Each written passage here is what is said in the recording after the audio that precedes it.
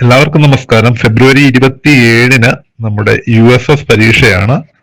അപ്പോൾ അതുമായി ബന്ധപ്പെട്ട പ്രീവിയസ് ചോദ്യങ്ങളും അതിനെ ഇപ്പോഴത്തെ ടേമിലെ പുസ്തകവുമായിട്ട് ബന്ധപ്പെടുത്തി, അതായത് നമ്മുടെ പുസ്തകം മാറിയിട്ടുണ്ട്, ആ പുസ്തകം മാറിയതിനനുസരിച്ചുള്ള ഭാഗങ്ങളും ഉൾപ്പെടുത്തിക്കൊണ്ട് നമുക്ക് പ്രിപ്പയർ ചെയ്യാം. ഒരു ചോദ്യം: എൻഡോസൾഫാൻ മൂലം ദുരിതബാധിതരായി വൈകല്യം സംഭവിച്ചവർക്കും കിടപ്പിലായവർക്കും ധനസഹായം നൽകുന്ന സർക്കാർ പദ്ധതി. ഈ ഒരു ടോപ്പിക്ക് പുസ്തകത്തിൽ പഠിക്കാനുള്ളതല്ല, 7 പഠിക്കാനുള്ളതായിരുന്നില്ല, എങ്കിലും പരീക്ഷയ്ക്ക് ചോദിച്ചു. സ്നേഹസ്പർശം, സ്നേഹപൂർവ്വം, സ്നേഹസാന്ത്വനം, താലോലം.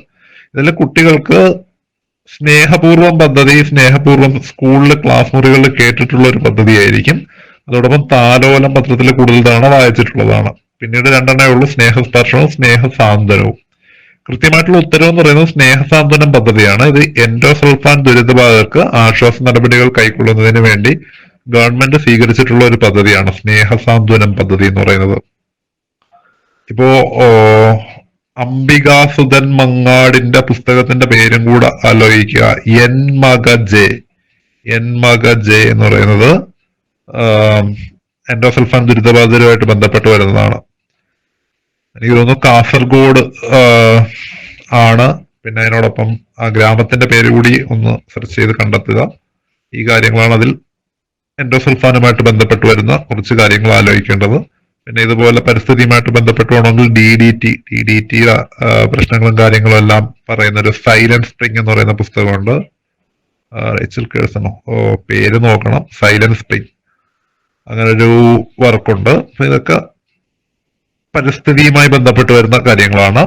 പിന്നീട് പദ്ധതികളുടെ സ്നേഹപൂർവ്വം പദ്ധതി ക്ലാസ് റൂമിലുള്ളതാണ്. മാതാവ് അല്ലെങ്കിൽ പിതാവ് അല്ലെങ്കിൽ രണ്ടുപേരും മരണമടഞ്ഞ കുട്ടികൾക്കുള്ള ധനസഹായ പദ്ധതിയാണ്.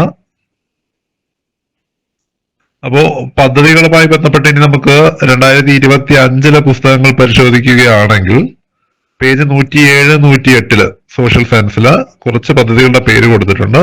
അതിൽ നിന്നും പ്രധാനമായിട്ട് പ്രധാനമന്ത്രി പോഷൻ ശക്തി നിർമ്മാൺ, PM പോഷൻ എന്ന് പറയുന്ന സ്കൂൾ തലത്തിൽ ഇപ്പോൾ ഉച്ചഭക്ഷണ പദ്ധതി ഉണ്ടല്ലോ, MDMS, mid day meal scheme എന്ന് പറയുന്ന സ്കൂൾ ഉച്ചഭക്ഷണ പദ്ധതി. അതിന്റെ പുതിയ പേരാണ് PM പോഷൻ, പ്രധാനമന്ത്രി പോഷൻ ശക്തി നിർമ്മാണം എന്ന് പറയുന്നത്.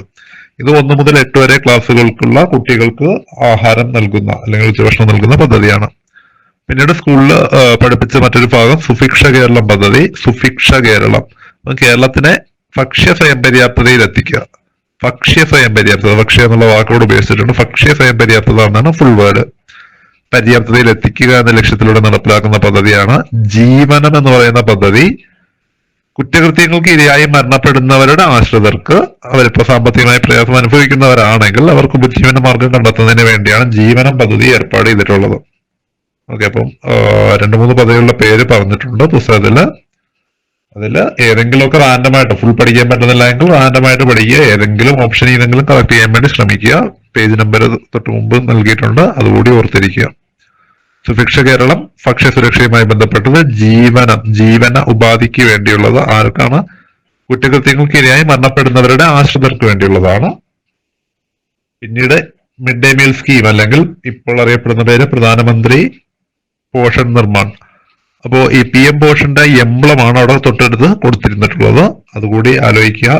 ചിത്രങ്ങൾ നൽകിയിട്ടത് ഏതാണ് എന്നും USSന് ചോദിച്ചിട്ടുണ്ട്. പണ്ടത്തെ മോഡൽ ചോദ്യങ്ങൾ, അത്തരം ചോദ്യങ്ങളുണ്ട്. അപ്പോ അതുകൂടി ഓർത്തിരിക്കുക. അപ്പൊ കൂടുതൽ നോട്ടുകൾക്കും അതുപോലുള്ള വിവരങ്ങൾക്കും വേണ്ടി ഇൻസ്റ്റാഗ്രാമിൽ നമ്മുടെ പേജ് സന്ദർശിക്കുക, DM ചെയ്യുക. എല്ലാവർക്കും വിജയാശംസകൾ. നാളെ മറ്റൊരു ടോപ്പിക്കുമായി വീണ്ടും കാണാം.